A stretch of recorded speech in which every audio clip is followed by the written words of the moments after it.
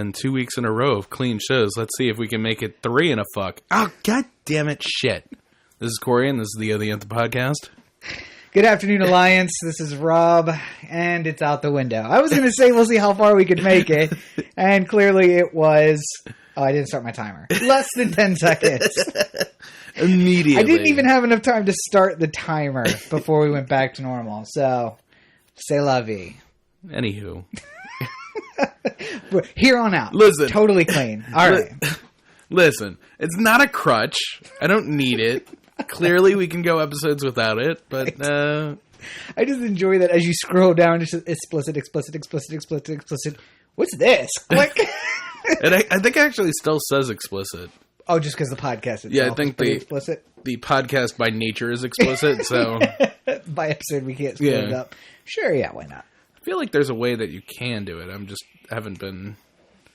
Nobody's taught me yet. Nobody's taught me the ways of unexpliciting particular episodes. You didn't pay attention in class to that episode or that particular session? They don't teach you taxes. They don't teach you how to do podcast management. What the fuck's up with schools these days?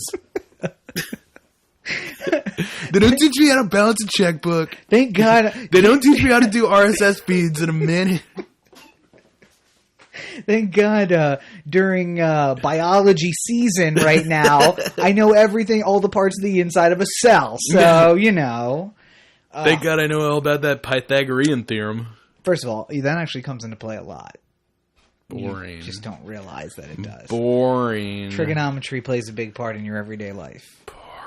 Yeah. All I'm saying is this. So I've had the pleasure recently of hanging out with some high school kids and helping to tutor. You know what I love about high school?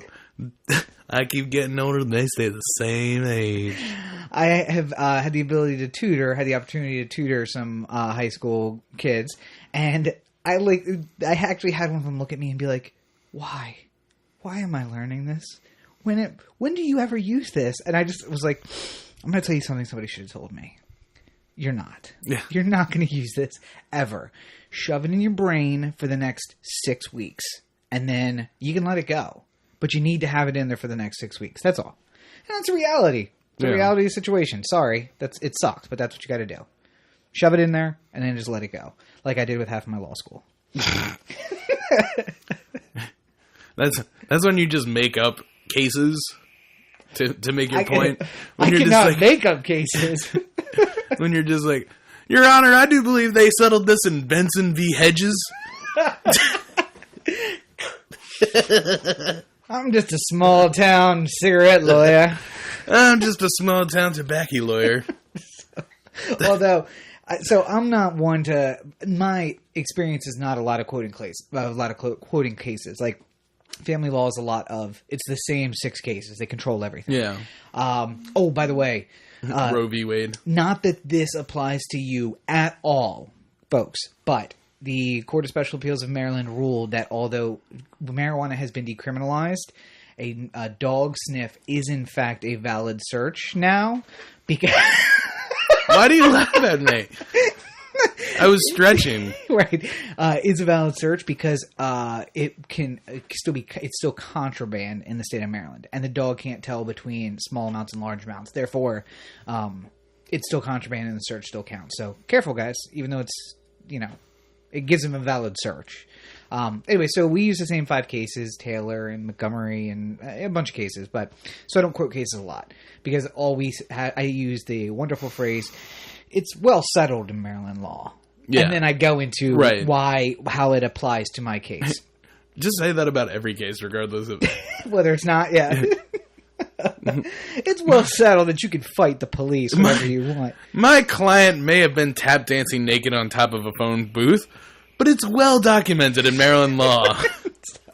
I'm in front of a judge who I'm in front of a lot, and I actually had the ability to quote a statute, and so he's just like, Mr. Cheek, I don't know that I can do what you're asking me to do, and I was like, well, Your Honor, Family Law Article 9.5-208 says that even if you're going to do the thing that you're going to do, it still allows you to do the thing that I'm asking you to do, so you can actually do both things.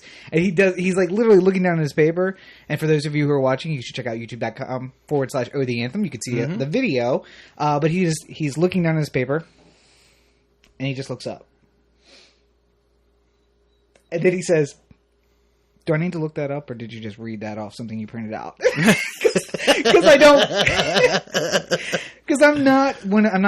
There are attorneys who they quote cases, they quote statutes, and he knows I'm not that guy. Yeah. And he wasn't looking at me when I did read it, so he was just like, and I was like, I held up the piece of paper, and I'm like, it's not an exhibit, Your Honor, because it's a printout. But by the way, just so everyone is clear.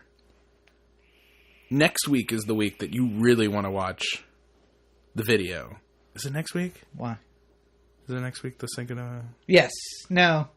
Let me check the calendar. Yeah. In the next couple because I'm pretty sure this one drops on... You should be watching the video every week. Right. Because clearly it's the place to be. So today is the 2nd. So yes, it would be next week. Next week's episode. It comes a little bit late, but we're not celebrating early. Well, and Why would we do that? Oh, wait. I'm looking at the wrong month. Today is the 30th, so you're listening to this on the 3rd of May, and clearly you know what we do, guys. Come on. So, Cinco de Mayo is that Thursday, so we will be recording on that Thursday our infamous I suppose.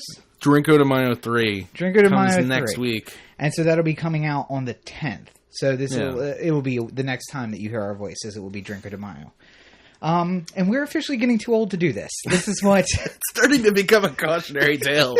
So, my thought is that tonight when we see EP, we should be like, "Hey, come hang out? What are you doing on the 5th? Do you want to come? Just take an hour out of your day. Get the IV." Get the IV weight station ready. There's no way that ends well. Like, this is how we're going to... So, for those of you who don't know, Drinko de Mayo is our yearly podcast for Cinco de Mayo, where we renew our celebration from years and years ago of getting too drunk to actually go out and go to the bar. By drinking tequila, which I only drink once a year for this event. And it's a rare event where you get to see Rob... drinking it all, but especially tequila. So, but what we will do is, and in fact, this is a great place to talk about it. So, we need you to send us in words that we're not allowed to say. We will create a short list, usually 5 or 6 words that are basically the rule of kings. The king rule when you played kings was you create words that people can't say. And you're going to do that for us. So we create a list of 5 or 6 words that you can't say. And then when we say them, we have to take a drink. Right. So there are words that are always on there, like drink, drank, and drunk. Can't say those. And then there are other words. Which is what always leads to the shenanigans, mostly. Because then Rob says Poindexter, which is one of the words. And I'm just like, drink! And it's just like, fuck! So, it's a twofer. Right. So make sure you send in your words to @OhTheAnthem on Instagram, Facebook, or Twitter. If you're using any of those, you can hashtag it Drinko de Mayo, and we'll know that it's that. Or you can call the listener line. 443-219-7595. Or you can text the listener line. 443-219-7595. And send us in your words, and it'll be a great way for you to participate and to give us the words that we're not allowed to say. As we say those words, we take shots. The first year went horribly my way, and Cory almost died. I had 17 shots in an hour and a half, so not good. Did not go. Then the year after that, last year you won, I lost, right. Although not as wide of a margin. I think we were aware of what happened the first year, and we're guarding safely against it. So this year you can expect the NPR version of Drinko de Mayo, where we say, "Hi, Cory. How..." And by the way, again, we need to set up the same ground rule that we've set up before. No common words are allowed to be... No names. No we or any... Neither of our names. Any common things. Like, last year we had Stephanie Rawlings-Blake. Right. So, what do we call her? Papa Dog Bouvier. And we had, like, Donald Sterling 2 years ago, which really shows you how long we've been doing this podcast now. Yeah, that dates ourselves now. Yeah. But yeah, so send in your words on any of your social networks. You can email Cory at ohtheanthem.com or text or call the listener line with your words, and just let us know what you would like to have us say. And I'm dreading it already, by the way. Speaking of ridiculous behavior, What did you think about Pastor Phineas Babowski on the latest episode of Herotics? I mean, I know you were there for it, but we never really... I was there for it. We never really talked about... my initial... I won't talk about... My reactions are... were... It's weird because it's the kind of thing where, like, you've seen it so many times, and by the end you're like, this is not... It's not funny. Why are we putting this out? Yeah. This is not funny. Let's scratch the whole thing. Let's forget about it. And then... for those of you who follow us on our who are supporters on Patreon, patreon.com/Oh the Anthem. It's a great way to support the podcast, and you get early access to things. You got the email at 10 o'clock instead of the 5 o'clock that the rest of the world got to see it. And at approximately 10:05, I got a text message from somebody, and they were just like, "Oh my god, hilarious!" And so I'm like, "Okay, good." So it was funnier. It was funny. I don't remember it being funny because you hear the same jokes over and over again, and it just builds out. But the reaction thus far has been fantastic, I think. So, yeah. So I'm hoping that by the time this podcast is released, it's been shared 1 million times on Facebook. Right. Yeah. So we can. So you want to make sure to share. And quit our day jobs. Don't listen. I'll do that character all day. I don't care. Don't be shy. We'll have a spin-off podcast if you want. Just Phineas Babowski. Yeah. Hello and good evening. So don't be shy. Check it out at youtube.com/Oh the Anthem. It's available at ohtheanthem.com. Is it pinned at on Facebook? Mm-hmm. Oh the Anthem on Facebook. It's pinned at the top. You can't miss it. Share it around with everybody on all the social networks. Make sure you share it so everybody gets to experience the glory that it is. And for everybody who has shared it already, thank you. Thank you for your support and glad you enjoy it. And of course, if you do enjoy it, a great way for you to help support us so that we can make more episodes and expand outwards is to become a supporter on Patreon. Patreon.com, patreon.com/Oh the Anthem. For as little as $1 a month. I mean, literally, we are cheaper than African children. For as little as $1 a month or upwards from there, you can get access to the Patreon feed, which gets you up-to-date information more often. You're going to hear about it instead of once a week from us. You get to hear about it more often than that on the Patreon feed. And you get early access to things and a slew of other rewards as well. So make sure you check that out. Patreon.com/Oh the Anthem. Yes, indeed. Yeah. Now, I have to say... We talked about it a little bit beforehand. We weren't predicting wins. No. We were just going with our heart. Right.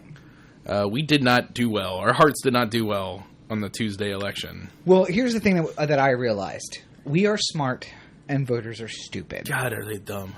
Yeah. So my assumption is this. Our listeners are brilliant. Yeah.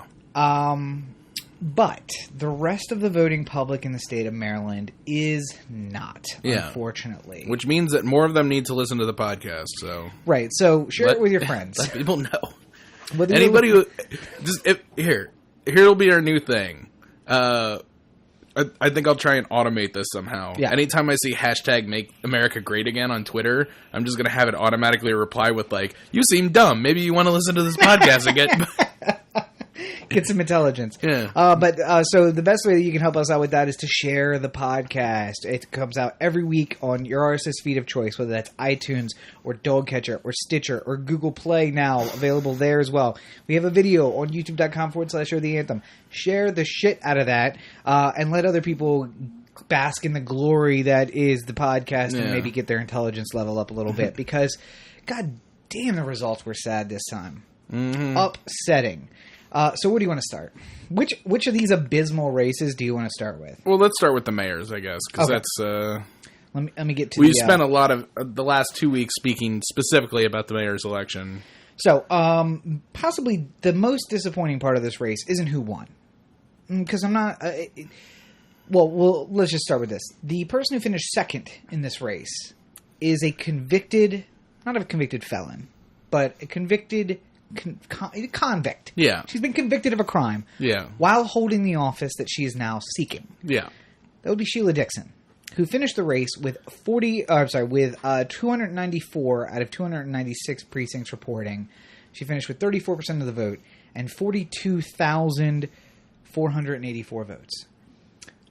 42 1,000 people said she stole from the city. Yeah. She did a horrible job, and she pushed us further down, back into the past. Mm. Sign me up again. Let's do it.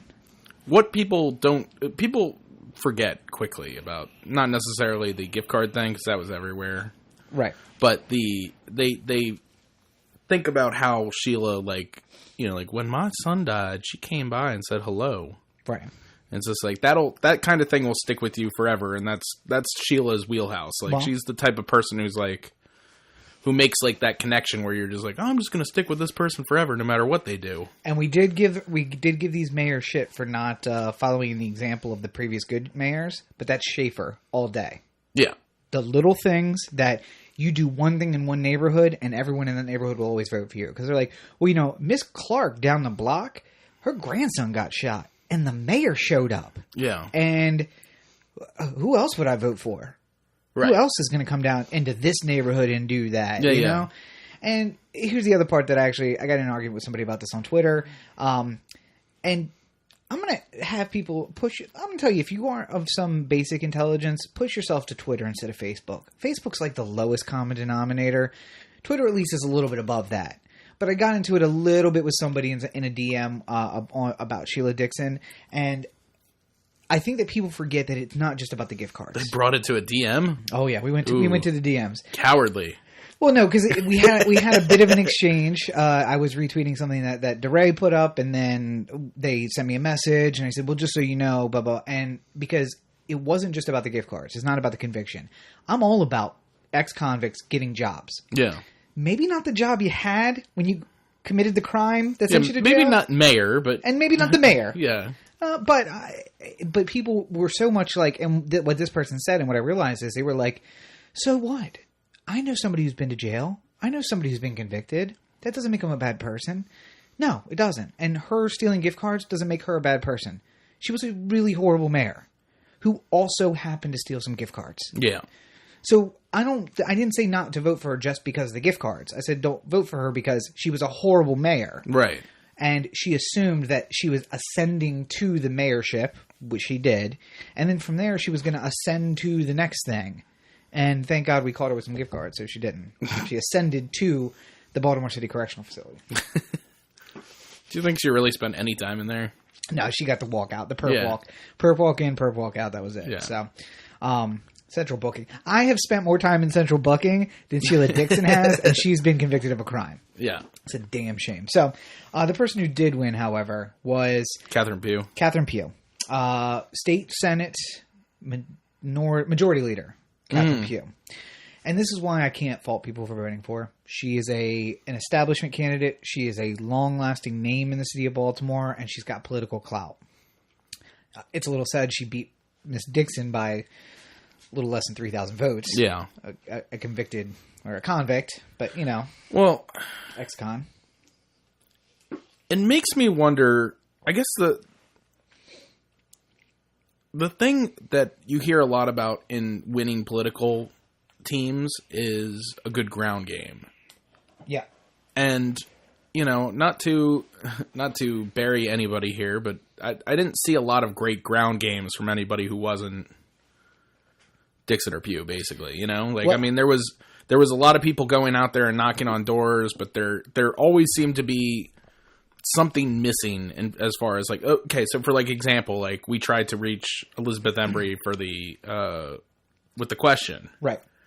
And I called multiple times, and every single time I called over the course of 2 weeks or whatever, the voicemail was full. Right. The voicemail number on the website was full. Yeah. So if somebody wanted to call and say, like, how do I donate large sums of money to Elizabeth Embry? I have 100 volunteers. Where can I send them? Yeah. You are losing out on the ability to get people involved if you can't get somebody on the phone. But Elizabeth finished third with 14,715 votes. So a good showing, and then that makes me question if the ground game were better, how would you? Yeah. And that's the what ifs that these kind of elections will eat at you, because it's like we finished third of these two candidates, and if we had flaws in our campaign, if we had fixed those, what might have been. So. And just to round out, David Warnock, again, many thanks to Mr. Warnock for coming on the program. finished in 4th with 10,000 votes. Carl Stokes, again, thank you to Mr. Stokes for being on the program, finished 5th with 4,245 votes.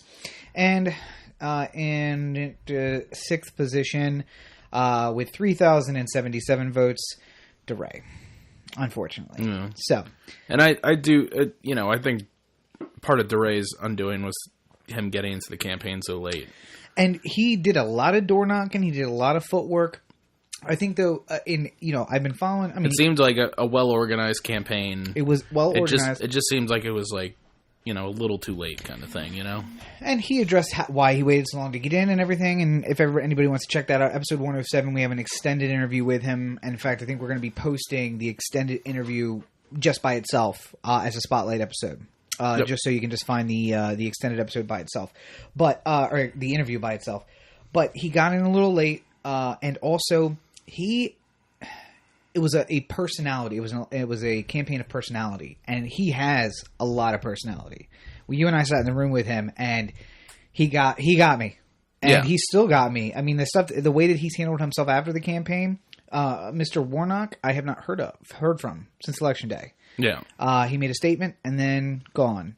Elizabeth Embry made a statement and then was gone. Except for she then made a later statement saying, DeRay, it was great to meet you, and I'm looking forward to working with you in the city of Baltimore in the future. Which was spawned because DeRay went and found her and said, just because the election's over doesn't mean we're done. We need to continue working. Yeah. And maybe she had intentions to do that, but that response was spawned by him. So, I think that the one flaw, every campaign has flaws, and one flaw of his campaign was it was him on the street too much. And this is a flaw of my campaign. I had the belief that if I had met every single voter, I would get all of the votes. I met 5,000 voters. I got 2,000 votes. That is not a bad ratio of meeting to voting. But when my district has 6,000 people or 60,000 people in it, it's not enough. And in that campaign, I think like 20,000 people showed up to vote.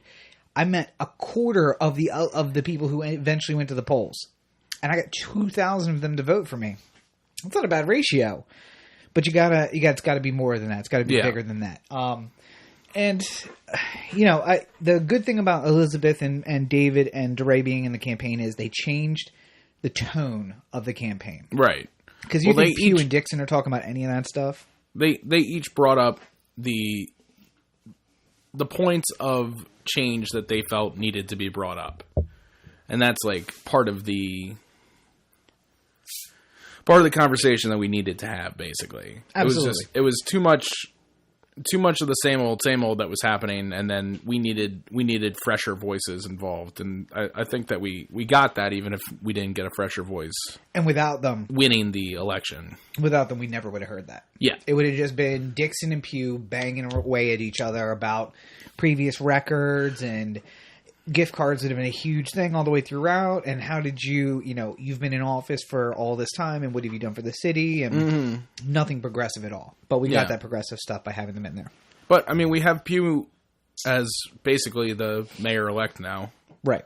Well, the formality of the general election aside, because I will say that in the Republican primary, former WBAL host. Keep in mind, though, Catherine Pugh won the election with 45,000 votes. Right. The top 6 vote getters altogether, about 100,000 votes. The Republican candidate, Alan Waldman, former WBAL radio personality, won the Republican primary with 2,871 votes. Yeah.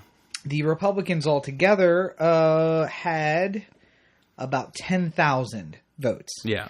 So here's what I'm saying, folks. When we say it's a formality, jokes aside, that's a big vote difference. Yeah. And Pugh could probably stab somebody and spit in a corpse's face and still win. She could shoot somebody handedly. on Charles Street, and handedly. Yeah. And keep in mind, there is a lot of independents. She could be checking the election results from a closed circuit television at Central Booking and still. Clearly, Baltimoreans will vote for a convict. So, No, but I mean, there is going to be some independents who clearly they don't vote in the primary and not unaffiliated, and but those are also, I don't think, the people who are voting for Alan Walden for mayor. Yeah. So with let's assume 80,000 votes. Assuming that people who voted for Dixon don't vote for Pugh, but everybody who voted not for Dixon would vote for Pugh. She's got 80,000 votes. So. Now, there will be plenty of time to get more into the idiosyncrasies of a Pugh candidacy. Yeah. But I would like to at least take the opportunity to do a quick note for the kids. Yeah. Don't quit. Because Pugh has come up runner-up in 3 straight mayoral elections. Right. She's run and come in second in the Democratic primary, which is, again, like I said, the race. Basically. So, I have to imagine that after every single one of those, you become disheartened to the idea of ever winning. But right. She kept pushing through, and now she's going to be mayor of Baltimore, so... And, it gives you a chance to refine the things that you believe and refine the things that you're saying, and hopefully she will adopt some of the platform of these other candidates moving forward and say, look, let's take what was successful about that. And I think that there was some announcement about her saying she wanted to meet with DeRay and David and Elizabeth and say, let's have a moving Baltimore forward kind of situation. Well, I think what that is, and I'm not trying to minimize that this is all just like a political thing, but what I imagine that is oftentimes you have that on the national stage as a unify the party type of thing. Right. And it does. Where if Hillary wins the Democratic primary, then she, has a very public lunch with Bernie. Right. And at the end of it, Bernie makes some sort of statement like, she's ready to lead. She's the one that we need. Right. And in reality, they went behind closed doors. And then the hope is that all the Bernie people are just like, you know what, maybe this Hillary person isn't such an asshole. Yeah, in reality, they went behind closed doors in a ballroom somewhere, just the two of them in a ballroom, and then the lights went down, and each of their chosen fighters came out, and there was a hand-to-hand combat between the fighters. And by the way, finish him. Best move of the entire campaign season. Yeah, Bernard Young drops out of the mayor's race, decides to keep his seat or continue to run for his seat on city council president, and wins handily. Running for city council president. So Bernard Young will be your city council president. Bernard Jack Young will continue to be your city council president. So, which is fine because he's been he hasn't been rank and file that much. He's certainly he's been poking Rawlings-Blake any opportunity he gets, which is nice. And there's a lot of new names on the council, so we'll see how that all shakes out. I would have loved it too because Mayor SRB on her Twitter feed. Check me on my Twitter feed. We'll get to it. She put out the standard congratulatory, congratulations on being the next mayor, Catherine Pugh. I look forward to working with you, and hopefully we can do things to extend my ideas into your campaign. I would have loved it if Pugh just responded with don't you put that evil on me. Just the picture from... from Talladega Nights. Don't you put that evil on me, Bobby. Ricky Bobby. Oh, God. All right, so I want to go to the Speaking of using scenes from movies to illustrate a point, I think my favorite tweet of Thursday night was when Tunsil and the NFL draft started falling because of the video of him with the gas mask bong on. Somebody replied with the thing from Dodgeball. It's it's a bold strategy, Con. Let's see if it pays off. Yeah, it did not work out for him, unfortunately. No. And even the Cowboys didn't draft him, which I thought, not the Browns, not the Cowboys. Yeah. You would think somebody. The Browns desperately try and trade back into the first overall pick. Why don't we have this guy? My favorite meme or my favorite image of the draft was Johnny Manziel 2012. Was that his draft year? No, it was 2 years ago. So 2014, 2016. 2014, he's, doing the money sign at the draft. and he watched the draft from a bar in Austin, and somebody took a picture of him. Right. Could you just flush your life down the toilet a little more? Did you see his tweet, by the way? No. It was, oh my God, it was total. I know this reaction. Anybody who's ever had somebody who's been is an alcoholic or addicted to drugs or anything like that, you've heard this reaction where it's just like, his tweet back was something along the lines of like, you're like, oh, fuck y'all. I was just watching the draft in a bar. It's not a big fucking deal. Yeah. Big ups to all the people who actually stuck around with me. Yeah. Family and friends. You know, like. Here's my reaction to that.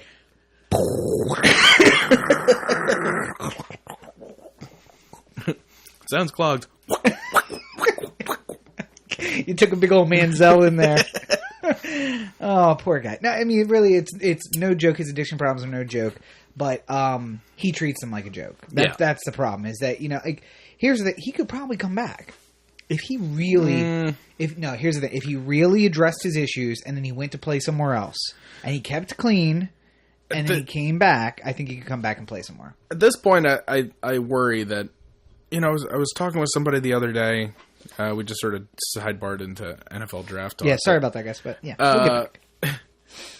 At this point, I don't think Ray Rice is ever playing in the NFL again.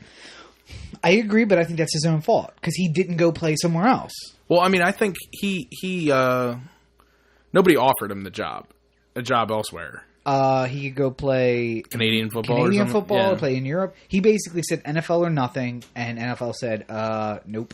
Yeah. And I don't know that he's staying in game shape either. You know, post something on Instagram of you, like, doing your CrossFit workout. Like, staying in game shape, waiting for my next opportunity.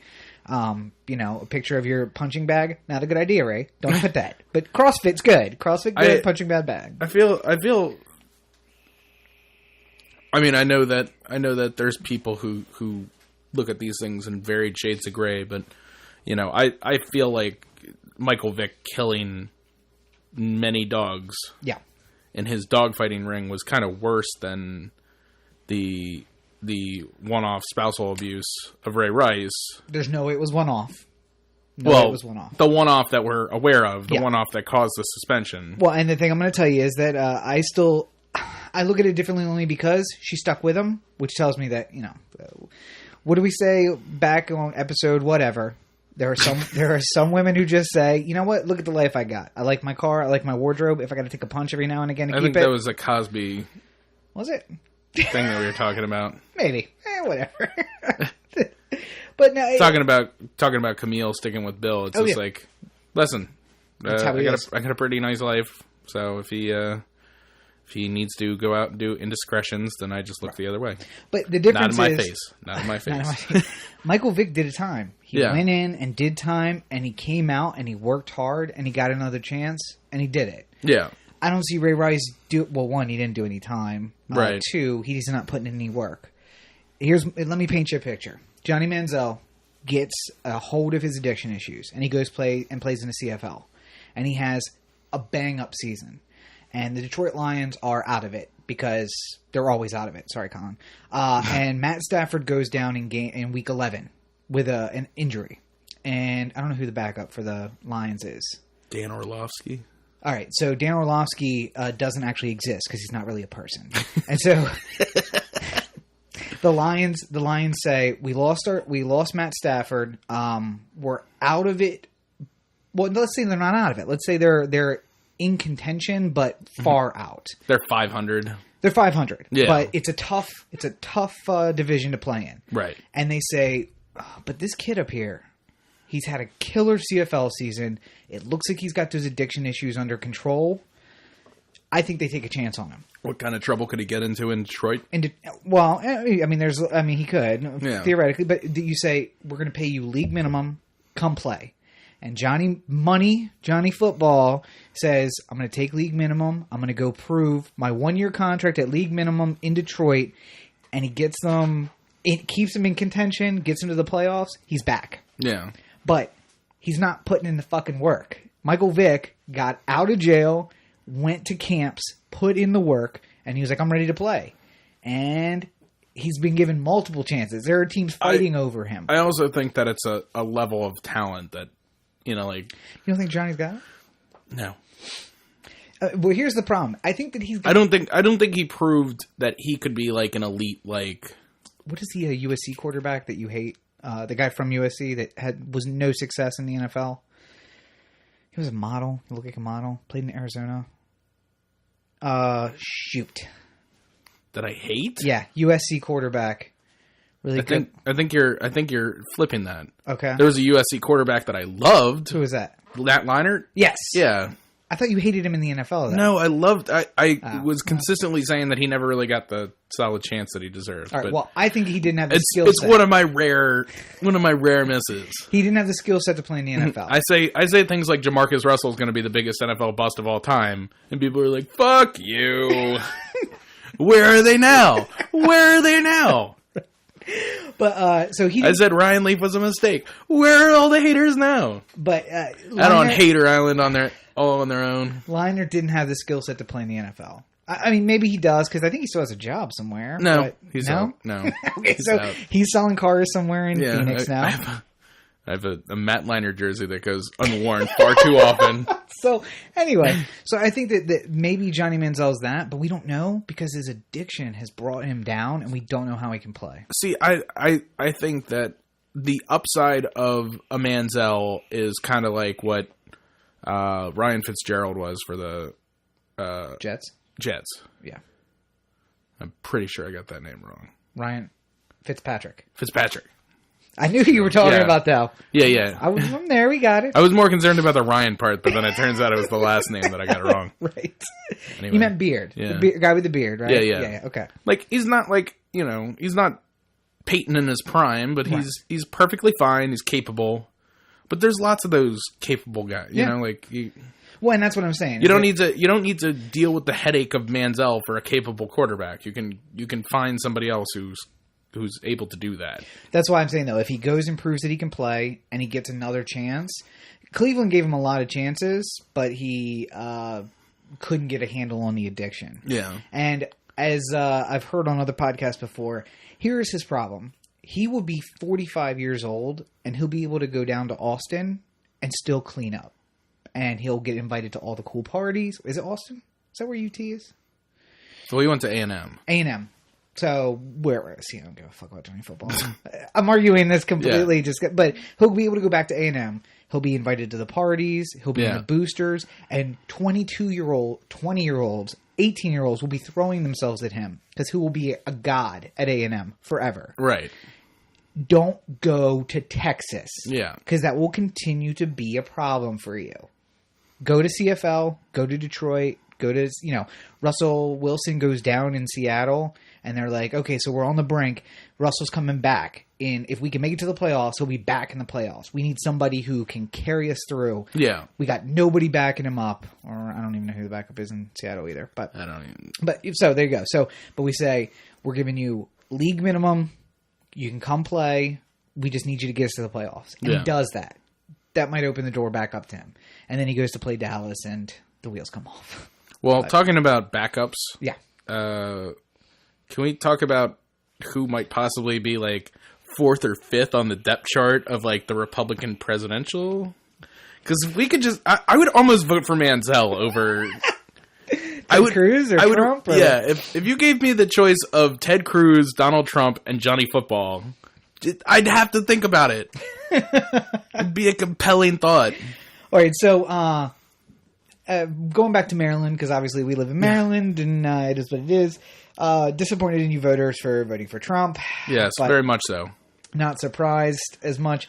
Kasich, much to your prediction, pulled out the second place finish with 23%. Not as much as I thought it would be, but Well, you know what I think's happening right now? There's like 3 factions of the Republican Party. Yeah. And it's clearly identified with the 3 candidates that we have. There's the like, fuck them all, let's burn it to the ground, Trump people. Right. Yeah. There's the my religious rights are being constantly violated with these transgender peoples and their bathrooms and their blah, blah, blah, Ted Cruz people. Yeah. And then there's the, like, can we just go back to the way it was where it was so simple, where we just had small government and, like, it was all local, not federal. And then that's John Kasich. And the black sat in the back of the bus and they knew their damn place. I hear you, socially acceptable racism. None of this Harriet Tubman on the $20 bill. We keep Jackson there. We belong. Let's make it. And the Indians on the reservation. Let's That's make right. Listen, you can sop up a lot of those Trail of Tears with some $20 bills. Hashtag socially acceptable racism. So Donald Trump did win in Maryland. John Kasich second. Ted Cruz third. Here's the most interesting thing I thought. Rick Santorum. Yeah. 446 people voted for Rick Santorum. There's so many. I was looking at all the lesser votes. Like, Jeb Bush got like 2% of the vote or something like that. 2,400 people voted for Jeb Bush. Go ahead, throw your vote away. Those people probably walked in and they're just like they're grumbling as they're like walking to. By the way, I didn't know it was going to be paper this year. Oh, yeah, no. Yeah. I don't know whether it was a direct response, but Diebold, who did the machines, there was some talk of possible the ability to hack the machine. Oh, yeah. I remember all this. Yeah. I didn't hear about the actual replacing of it with paper. But I was just like, I walked in, I saw all the little like cubicles, and I was just like, okay. I was like waiting for the card, and they hand me a piece of paper. I'm just like, what's this? I love it. Because, by the way, I walked in, I asked for my ballot, and they're just like, Republican or Democrat? And I said, Republican. And then the woman who was standing like right next to me gave me like the dirtiest look ever. She was like, ugh. Oh. That's because you're the one voter in this precinct. You're the one Republican voter. Oh. My mom shared like a similar, because I think we talked about this last week. Biggest Democrat who's ever Democrated in the history of Democrats. Yeah. She switched to Republican just to vote for Kasich. Not because she really likes Kasich, but because she really hates Trump and Cruz. Yeah. And she told me a story of like walking into the polling place and like it's just like Republican or Democrat, and she's just like Republican. Oh. Like she could like feel herself, like she could feel like the vomit coming up, like if she was like saying it out loud. Maybe Bernie needed some help, Mama Baker. Could we? Yeah, I'm sure Mom's vote would have drastically changed the 30-point romping. That I was gonna say, to look at that, Hillary won 63% of the vote. Bernie won 33% of the vote. Uncommitted, which was an interesting choice. I didn't know if the Republicans put uncommitted on there. That's Jeb Bush. That's a Jeb Bush vote. We count those. When you write in Jesus, that's a Republican vote. We count that. But Rocky De La Fuente. You didn't see the Democratic ballot. No. Rocky De La Fuente is a guy who was on the ballot for president. 3% of the vote. No, wait, sorry. 0% of the vote. 3,000 votes. Yeah. He got 3,000 votes. There was a dude who got 3,000 votes because somebody looked at the ballot and was like, nope. All right, yeah. Yeah, whatever. Whatever. Anybody but those two. I don't give a shit. This guy could be a convicted child molester. Don't care. Not those two. Yeah. We should get him on the podcast. Just be like, how's it feel?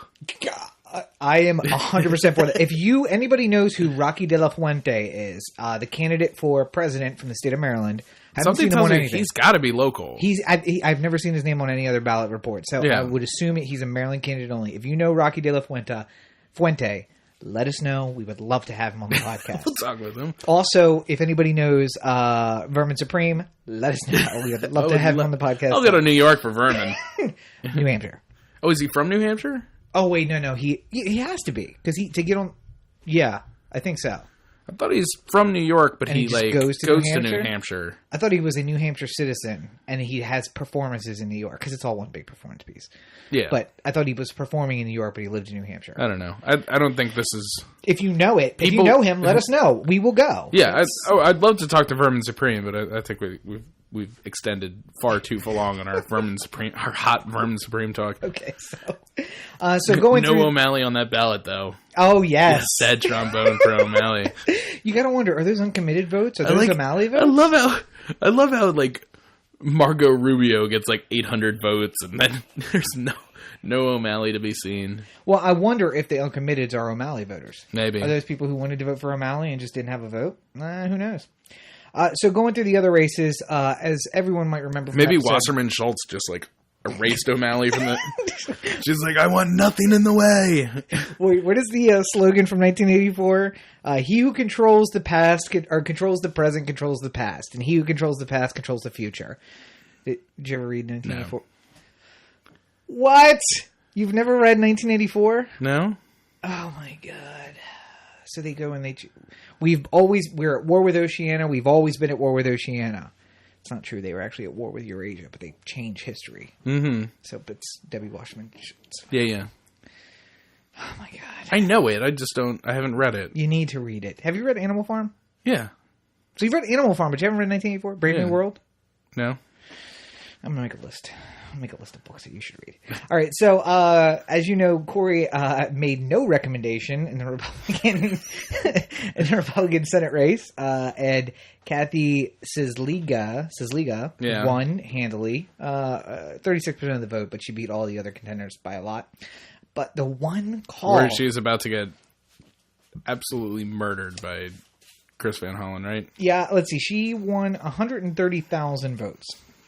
Altogether, it looks like they had about 300,000 votes.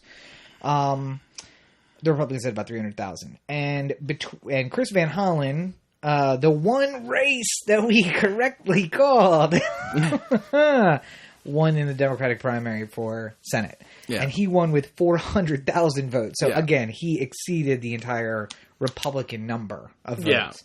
Yeah. What she really needs to hope is that if I were her, I'd be rooting for Bernie. Yes.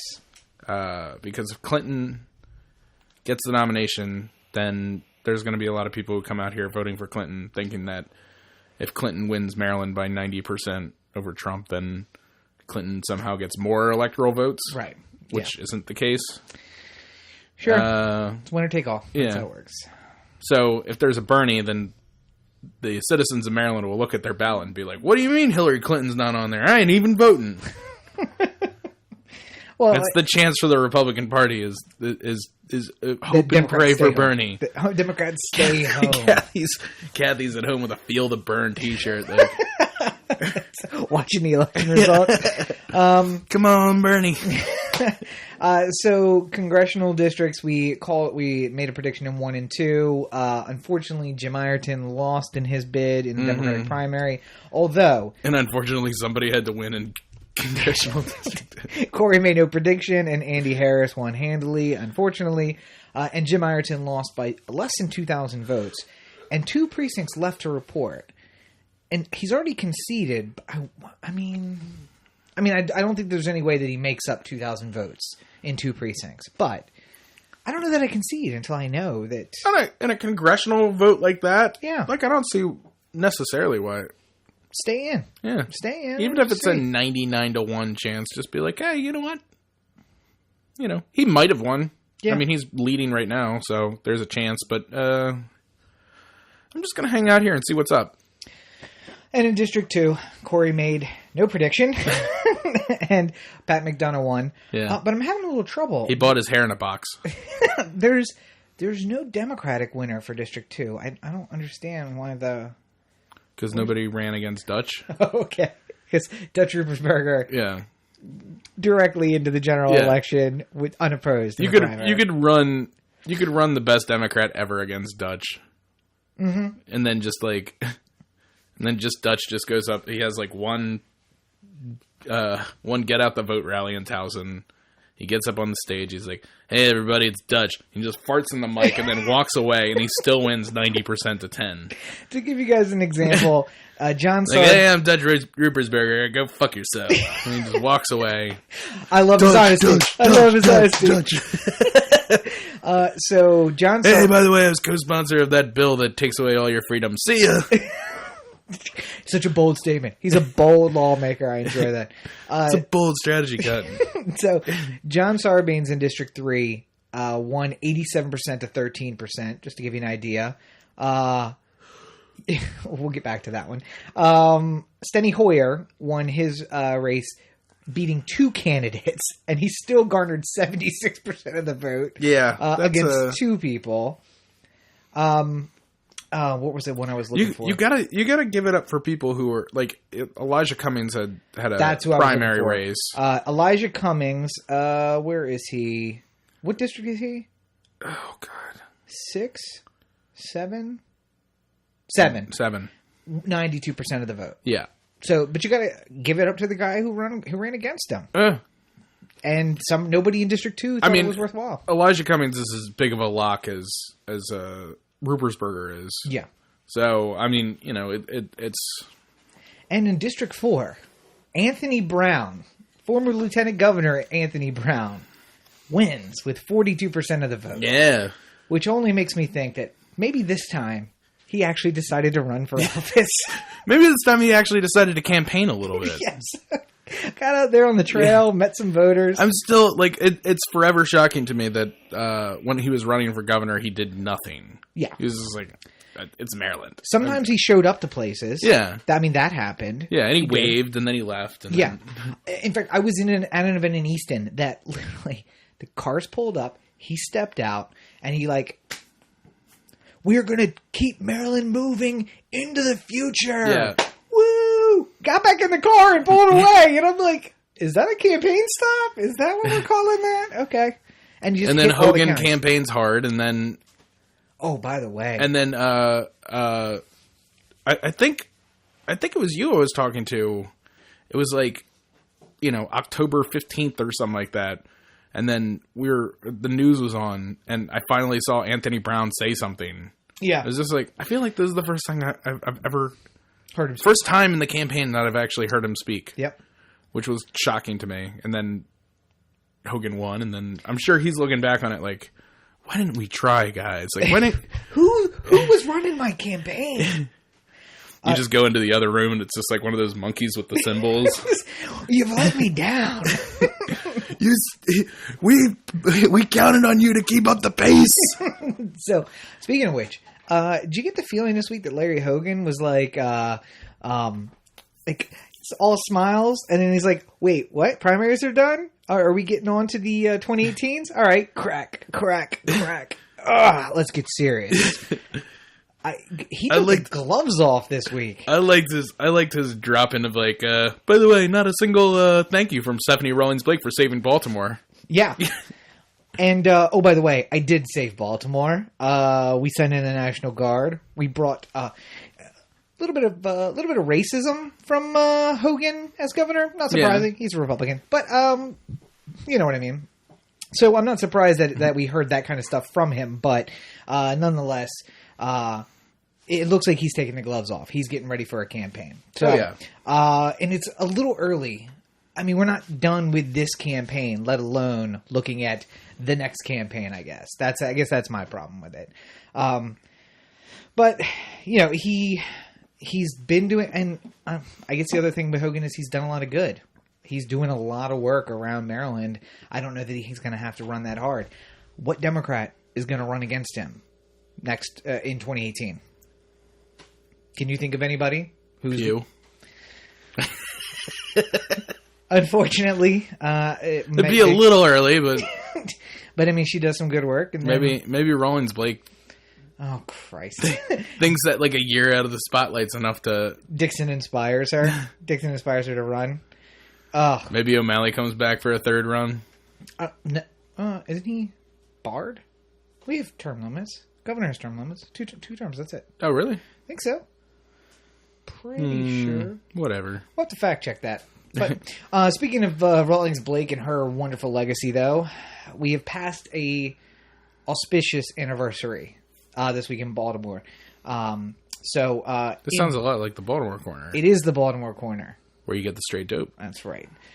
So this week was the 1-year anniversary of over the past few days. As you heard us talk about in episode 107, a lot of big anniversaries coming up in a row. And it's really the entire week, I suppose, it's the anniversary. But it's a few weeks ago would have been the anniversary of the incident, and then Freddie Gray's death, and then the protests start, and then Wake, and then Monday's uprising.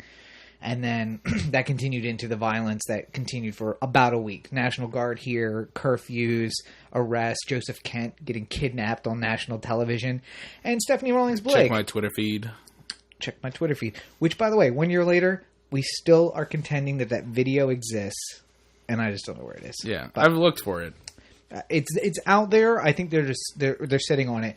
Maybe that's what was on the flash drive. Ooh.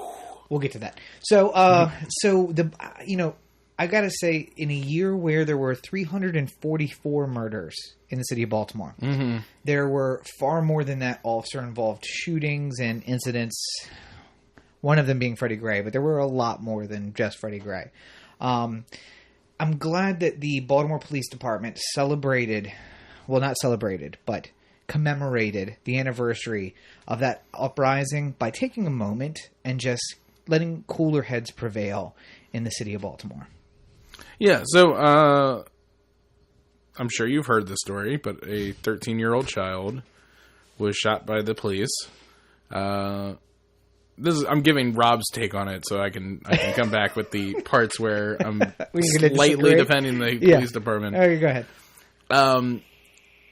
He was walking around with a replica gun that looked alarmingly like a real gun. And unmarked police officers, or unmarked car with police officers out of uniform, started telling him to stop and freeze and all that stuff. And this kid probably didn't know any better and started running, and that's when they shot him. Yes. Now. Okay. I know Rob has things to say about Let's hear this police apologist get started. Let me start by saying that fuck the police? No. Oh, okay. I think this one is not as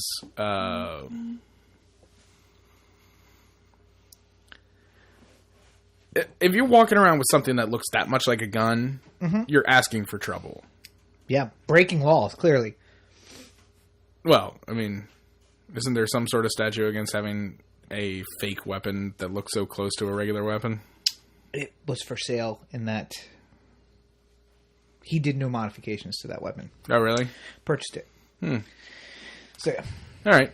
Well, still, you're asking for trouble when you're walking around with something that looks like that. Those thugs out there asking for trouble. Yeah. Yep. Go ahead. I think that the police should have made more effort to identify themselves and maybe try and drop the gun or something like that, as opposed to just going right to the shooting part. Right. And then I think it's pretty poor class to arrest his mother after the fact. Right. That was the part you left out of the initial story. Yeah. Yeah. Yeah. But, it's... I feel like if this happens anywhere else, this story... If this happened in D.C., there wouldn't be that much trouble associated with it. I think that it would have probably gone down more as wow, that's a bad case of nobody wins. What happened in Ohio last year, if you'll remember. Yeah. Tamir Rice, a 12-year-old boy, was shot, given no warnings, by the Cleveland Police Department while holding a BB gun. Which apparently he said, the caller told the police it wasn't real. Yeah. So, there's that. Yeah. Yeah. I'm going to let you defend them. Go ahead. Just defend these wonderful police officers. I'm not defending. I'm saying this is not throwing somebody in the back seat or in the back of the van and giving them a rough ride. No. Which is far more actionable and far more purposeful. Okay. I'm just saying what I think we got a lot of here was neither side thinking from the perspective of the other side. Okay. What I get out of that is a 13-year-old boy is walking on the street minding his own business with a gun that is legal to possess. With a BB gun that is legal for him to possess. A man and a woman pull up in a unmarked car and jump out of the car, pulling their own guns, and say, "Stop right there. Don't move. Stop right there." And then this 13-year-old child turns and runs away from them, screaming, "It's not real. It's not real." Then they identify themselves as Baltimore police officers. Mm-hmm. And after doing so, after he ran from them, they then identify themselves. He turns around slowly, and as he turns around towards them, because they've identified themselves, right, they shot him in the back. Yeah. And then his mother comes rushing over and says, "Oh my God, why did you shoot him? He ran from you because he didn't know who you were. And then you identified yourself and he stopped. And you didn't say drop the gun. You just said freeze, stop. And when you freeze, said boom. And then when you said you were cops, he did that, but you shot him anyway." And then so they hustle everybody with the cameras away because, everybody whips out their cameras immediately. Yeah.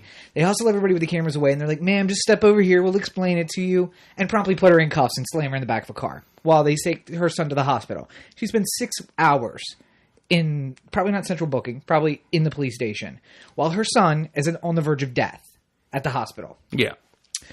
Luckily for the city of Baltimore, he survived. And apparently the very first thing that he said was, "Oh, it hurts so much."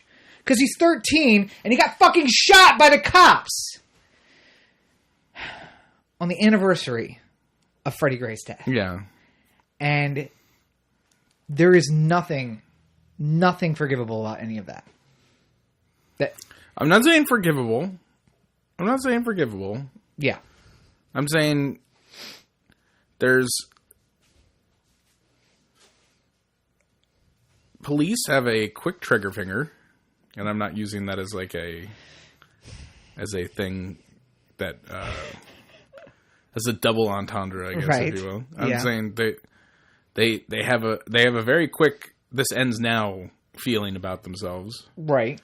And that has been bred into them through training and culture, and this is the type of thing that happens when that mindset is in place. Here's the problem, though. Do they have a quick trigger finger for everyone? Or is it just for young black males in the wrong part of town?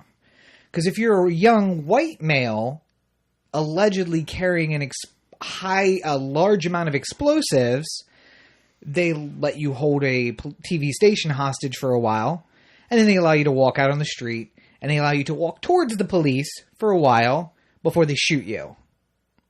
Also, they shoot you, but yeah, they still shot him. But they took a little bit of time, and what did they do? They said, "Take your hands out of your pockets. Take your hands out of your pockets. Let's see your hands. Let's see your hands. Let's see your hands. Shoot." I'm sure if this 13-year-old was walking around with like a hedgehog, like a bomb, mm-hmm.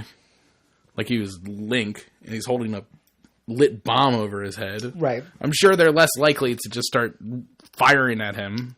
You think? Or are they more likely to? Is it that the value of life is directly tied to the race of the child and the area where they are? I don't think it's tied to the race of the child. I think it is tied to the situation a bit. And then also, keep in mind this, just as an aside... Yeah. They shoot the kid the day before this other one happens. Yeah. So I'm sure at the roll call in the morning after a 13-year-old gets shot, hey guys, they say, "Listen, don't shoot anybody today. No matter what you do, take a breath.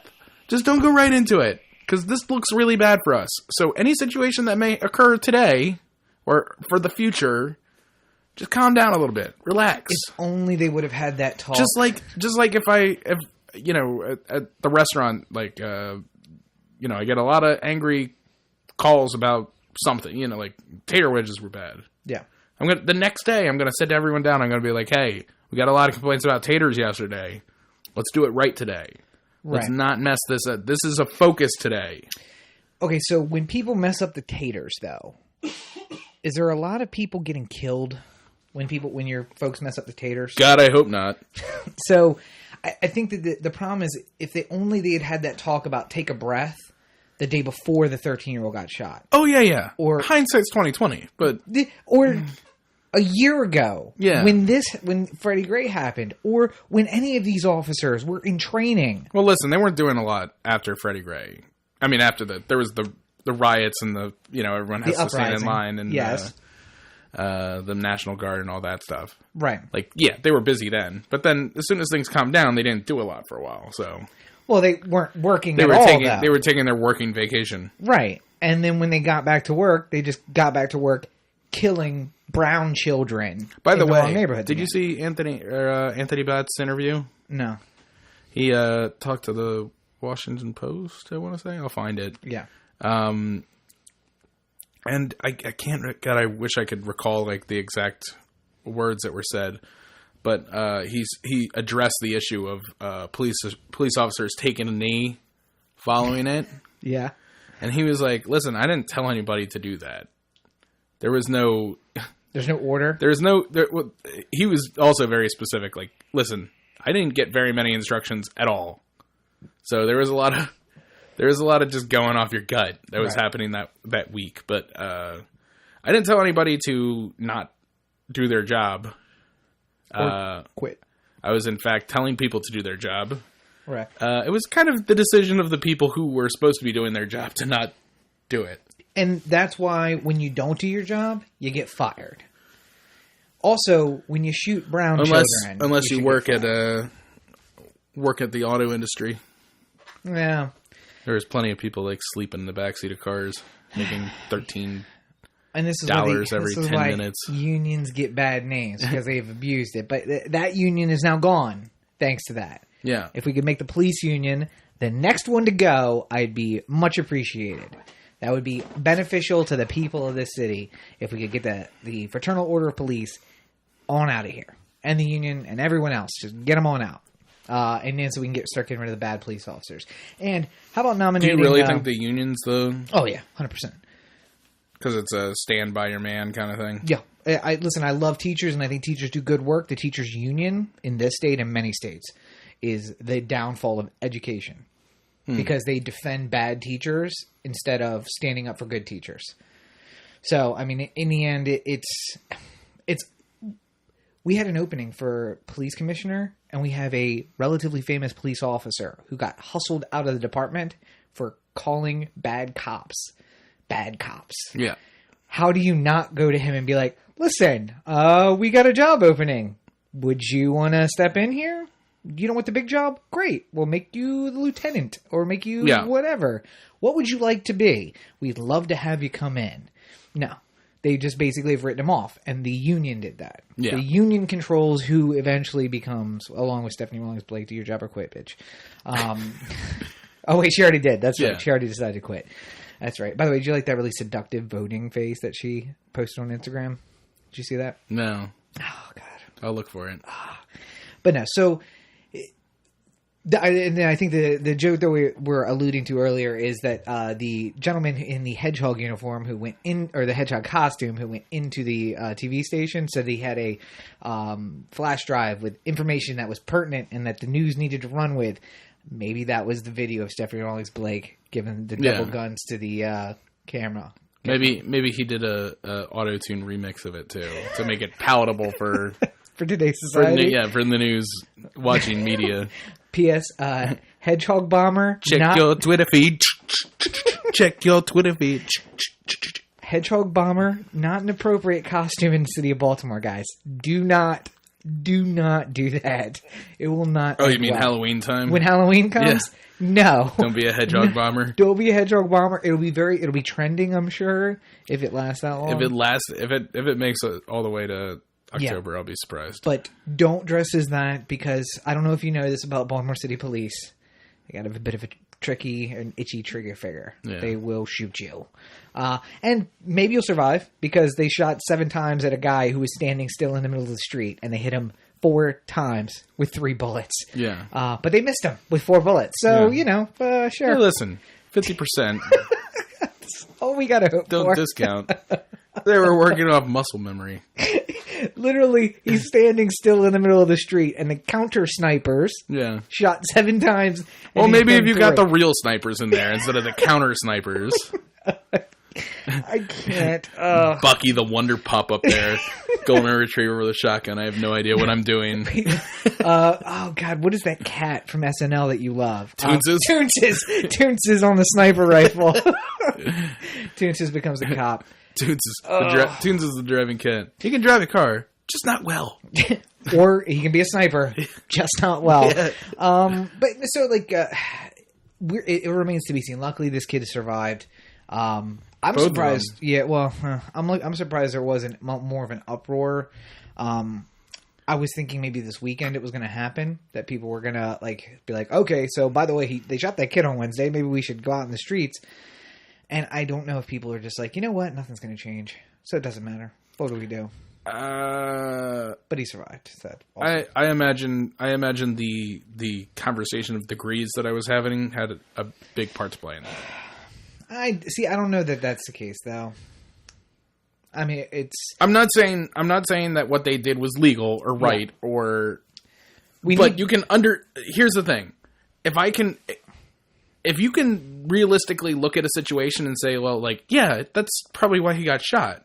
Yeah. Then I think that's the rationale that most people are taking when they're deciding whether or not they're going to overthrow the city again.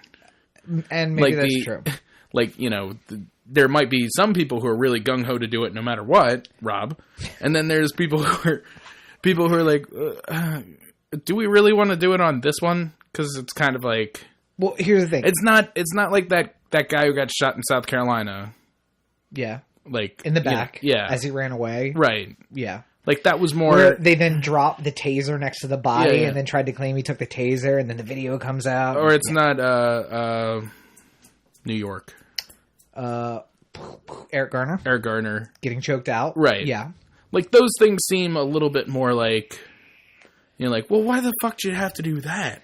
Like, that's the response to, like... Right. It's not John Williams. It's not John Williams in a Walmart carrying around a replica gun. It's not Eric Garner getting choked out by a cop in New York. It's not Mike Brown on the street in St. Louis.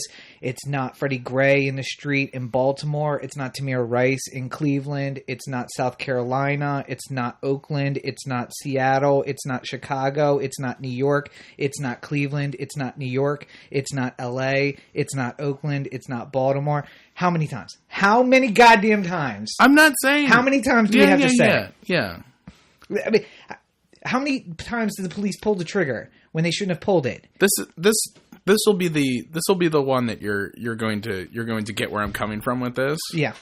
Ryan Flaherty looks at strike 3 a lot. Yes. And I get very upset. It's bottom of the 9th, 2 outs. Yes. Runner on third. You're down by 1. You just need the tie, and he looks at strike 3. Yes. Just stands there with the bat on his shoulders.